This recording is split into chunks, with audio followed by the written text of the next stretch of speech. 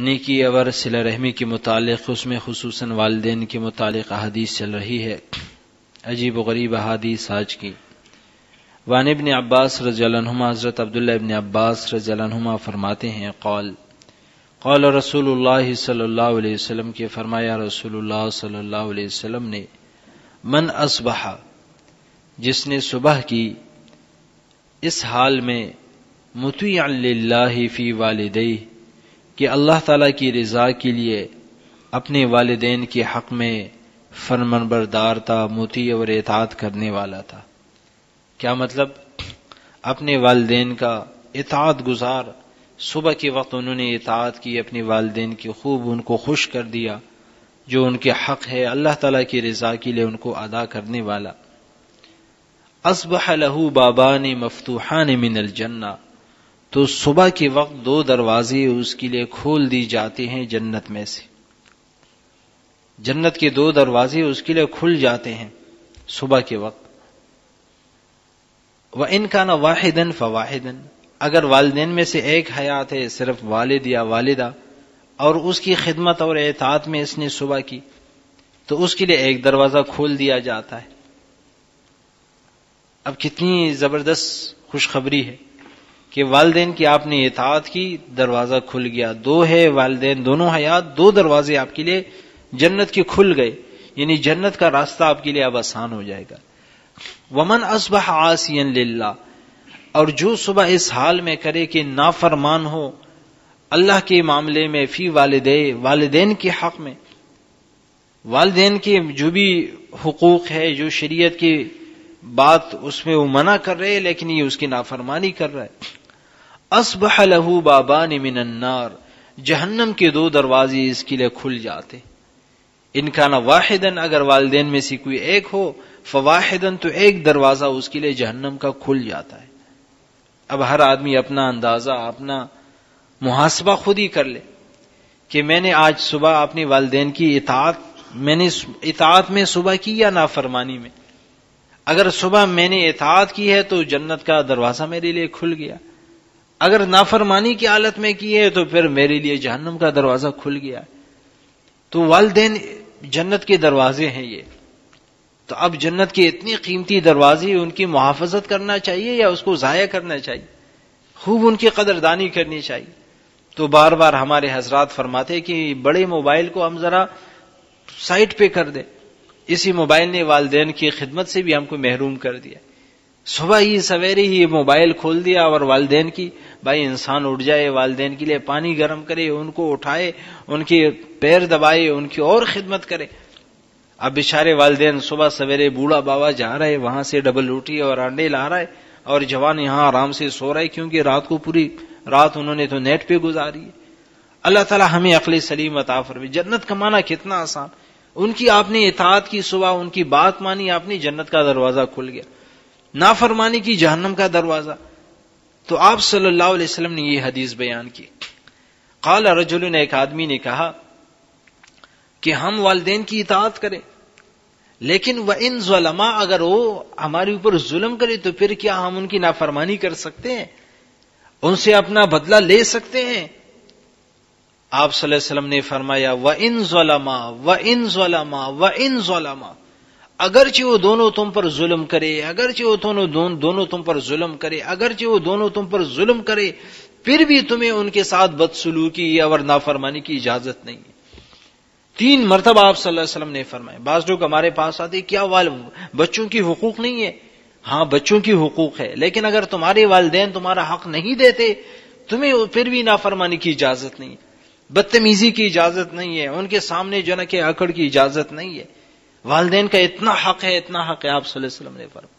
ایک صحابی آئے، انہوں نے آپ صلی اللہ علیہ وسلم سے پوچھا کہ میرے والدین میرے اوپر ظلم کر رہے ہیں، میرا حق دباتے ہیں، کیا میں ان سے اپنا حق لے لوں، ان سے اپنا جو نا کہ بدلہ لے لوں، میں بدسلوکی میں بھی کروں؟ آپ صلی اللہ علیہ وسلم نے فرمایا نہیں۔ انہوں نے کہا میرے والدین میرے اوپر ظلم کرتے ہیں، تو آپ صلی اللہ علیہ وسلم نے ایک موقع پر فرمایا اگرچہ وہ ظلم کرے، اگرچہ وہ ظلم کرے، اگرچہ وہ ظلم کرے، لیکن تمہیں ان کے ساتھ بدتمیزی کی اجازت نہیں ہے۔ اللہ تعالیٰ ان باتوں پر ہمیں عمل کی توفیق عطا فرمائے۔ اگلی حدیث وعنہ، حضرت عبداللہ ابن عباس رضی اللہ عنہما سے روایت ہے، ان رسول اللہ صلی اللہ علیہ وسلم قال، آپ صلی اللہ علیہ وسلم نے فرمایا، ما من ولد بار، جو بھی بچہ نیکوکار ہو، نیک بچہ ہے، ینظر الی والدی، وہ اپنے والدین کو دیکھتا ہے، نظرۃ رحمت، رحمت کی نظر سے، ارے یہ میرے بابا ہے، اس ہاتھوں سے انہوں نے میرے لیے کمایا، میری اماں ہے، میں چھوٹا بچہ تھا، انہوں نے کس طرح مجھے پالا، ان کے احسانات یاد کر کے والد کو محبت کی نگاہ سے دیکھ۔ آپ صلی اللہ علیہ وسلم فرماتے ہیں، کتب اللہ الا کتب اللہ لہ بکل نظرۃ حجۃ مبرورۃ، ایک نظر دیکھنے سے اللہ حج مبرور، مقبول حج کا ثواب اس کے لیے لکھ دیتے ہیں۔ عام حج میں جانا تو فرض ہے، فرض تو فرض ہے، لیکن اس میں فی لگ سکتی ہے کہ بھائی کس لیے حج تم نے کیا، دکھلاوی کے لیے، اور یہاں پر حج مقبول کا ثواب مفت میں لکھا جا رہا ہے۔ اب ایک صحابی کو تھوڑا سا اشکال ہوا کہ والدین کو ایک نظر دیکھنے پر اتنا بڑا حج مبرور کا ثواب، تو اس کے دل میں ایک بات آ گئی، قالو، صحابہ نے عرض کیا، وَإِن نَظَرَ كُلَّ يَوْمٍ 100 مرہ، اگر کوئی دن میں 100 مرتبہ بھی نظر رحمت سے دیکھے تو 100 حج مقبول نفلی کا ثواب اس کو ملے گا۔ انہوں نے بڑے تعجب سے پوچھا، آپ صلی اللہ علیہ وسلم نے فرمایا، قال نعم، فرمایا ہاں، کیوں نہیں ملے گا، اللہ اکبر، اللہ تو اس سے بھی بڑے ہے، 100 نہیں 1000 مرتبہ دیکھو، 1000 حج مبرور کا ثواب تمہارے لیے لکھا جائے، اللہ اطیب، اللہ اس سے بھی پاکیزہ ہے، یعنی اور دیکھو 1,00,000 دفعہ دیکھو 1,00,000 کا ثواب مل جائے گا۔ یعنی یہ نہ ہو کہ آپ لوگوں کو اللہ کی رحمت کوئی چھوٹی سی ہے کہ ایک دفعہ دیکھنے میں تو چلو ایک دفعہ آپ کو حج مبرور کا ثواب دیا، اب دوسری دفعہ دیکھا اللہ فرمائے نہیں ابھی میرے پاس ثواب کی کمی ہے، نہیں فرمائے کہ 1000 مرتبہ بھی دیکھو تو بھی اللہ تعالیٰ 1000 حج مبرور کا ثواب تمہیں عطا فرمائے۔ اب یہ کتنا جو ہے نا، حضرت غالباً عبد الرحمن، یہ مفتی فضل الرحیم اشرفی صاحب نے فرمایا کہ ایک دفعہ میں نے تسبیح نکالی اور اپنے بابا مولانا حسن امرتسری رحمۃ اللہ علیہ کو ایک محبت کی نگاہ سے دیکھا، پھر میں نے نظری نیچے کی، پھر دوبارہ میں نے اپنے بابا کو محبت کی نگاہ، فرمایا ایک مجلس میں 100 دفعہ میں نے ان کو محبت کی نظر سے دیکھا۔ اللہ والوں کی ان باتوں کی ہم نقل کریں۔ اب جس کے ہاتھ میں موبائل ہوگا وہ موبائل کو دیکھے گا، فلمیں دیکھے گا، یا اپنے بابا کو شفقت سے اور محبت سے دیکھے گا۔ اب اس میں یہ نہیں ہے کہ والدین بڑے بڑے اولیاء اللہ ہو تو پھر آپ کو یہ ثواب ملے گا، نہیں، جس کی بھی والدین اس کو دیکھنے سے یہ حج مبرور نفلی کا ثواب ملے گا۔ سبحان اللہ، کو کتنی بڑی فضیلت والی بات ہے۔ وان ابی بکرۃ رضی اللہ تعالی عنہ قال، حضرت ابو بکر رضی اللہ عنہ فرماتے ہیں کہ رسول اللہ صلی اللہ علیہ وسلم نے فرمایا، قال رسول اللہ صلی اللہ علیہ وسلم، کل الذنوب، تمام کے تمام گناہ، یغفر اللہ منہا ما شاء، اللہ ان میں سے بخش دیتے ہیں جس کے لیے چاہے، اللہ بخش دیتے ہیں، الا عقوق الوالدین، مگر والدین کی نافرمان، والدین کی نافرمانی کے متعلق اللہ تعالیٰ کا یہ قانون اور قاعدہ ہے، اگر اس آدمی نے توبہ نہیں کی اور اللہ تعالیٰ سے معافی نہیں مانگی، کہ اللہ تعالیٰ کا یہ قاعدہ ہے فَإِنَّهُ يُعَجِّلُ لِصَاحِبِهِ فِي الْحَيَاةِ قَبْلَ الْمَمَاتِ، کہ اللہ تعالیٰ جلدی اس کو سزا دیتے ہیں، اس گناہ کرنے والے کو زندگی ہی میں مرنے سے پہلے اس دنیا میں اس آدمی کو اللہ تعالیٰ اس والدین کی نافرمانی کا سزا چکھاتے ہیں۔ اگر توبہ اس آدمی نے نہیں کی تو اس وجہ سے والدین کے بارے میں جو بھی ہم سے کوتاہی ہو گئی، آج ہم ان سے معافی مانگے اور عرض کریں کہ آپ جو کوتاہیاں ہو گئی وہ معاف کر دیا، آئندہ کے لیے خیال رکھیں گے، آپ کی خدمت کریں گے، تو اتنا بڑا گناہ۔ آگے حدیث ون سعید ابن العاص، آخری حدیث، سعید ابن العاص رضی اللہ عنہ فرماتے قال رسول اللہ صلی اللہ علیہ وسلم، فرمایا رسول اللہ صلی اللہ علیہ وسلم نے، حق کبیر الاخوۃ علی صغیرہم، بڑے بھائی کا حق اپنے چھوٹے بھائی پر کیسا ہے؟